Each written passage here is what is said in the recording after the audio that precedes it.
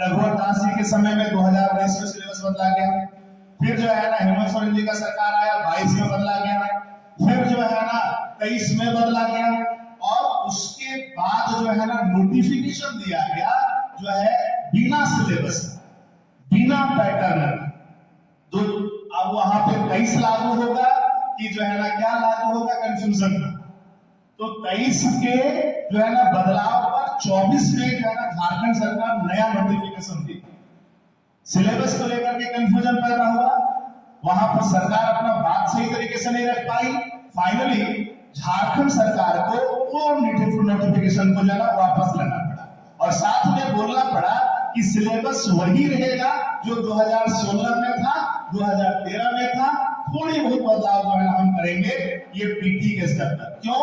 क्योंकि अब हम सहायक आचार्य का भी एग्जाम लेंगे, इसलिए यहाँ पर ये वही पैटर्न पे हम लौट रहे हैं। तो पैटर्न क्या है जरा समझिए। आप यहाँ पर देखो, अगर हम लोग जेटेट के बारे में बात करते हैं,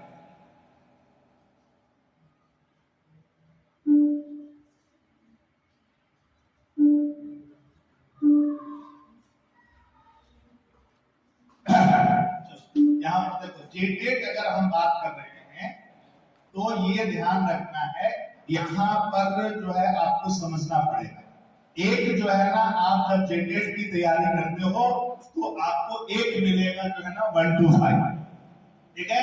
और अगर आप जो है ना दूसरे तरफ चलते हो तो एक मिलेगा 6 to 8।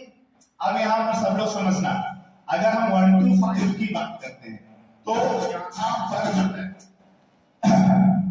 यहाँ पर आपको समझना पड़ेगा इस फॉर्म को जो है ना कौन भर पाएंगे। सबसे पहला बात एलिजिबिलिटी क्या है, मतलब यहाँ पर कोई भी व्यक्ति जो इंटर किया हुआ है या आप उसको जो है ना +2 कह देते हैं, अगर +2 किया हुआ है साथ में वो डीएलएड किया हुआ है, अगर जो है तो ये ध्यान रखना है, अगर इंटर है साथ में डीएलएड है तो ऐसा व्यक्ति जो है ना जेटेट में 1 to 5 का जो है ना भागीदार बनेगा। अब अगर 1 to 5 का भागीदार बनेंगे तो उनको क्या क्या पढ़ना है, पहला जो है ना ध्यान रखना है हिंदी प्लस इंग्लिश। ये जो है ना हम लोग बात कर रहे हैं, यहां से 30 क्वेश्चन पूछे जाएंगे, ठीक है। इसके बाद अगर आप जाओगे तो आपको जो है देखना ही पड़ेगा, एक पेपर होता है सीडीपी, आप लोग सब लोग जानते होंगे, चाइल्ड डेवलपमेंट वाला जो है सेगमेंट, ठीक है। यहां से ध्यान रखना है कि आपको जो है ना 30 क्वेश्चन पूछा जाएगा। इसके बाद अगर आप आते हो तो आपको एक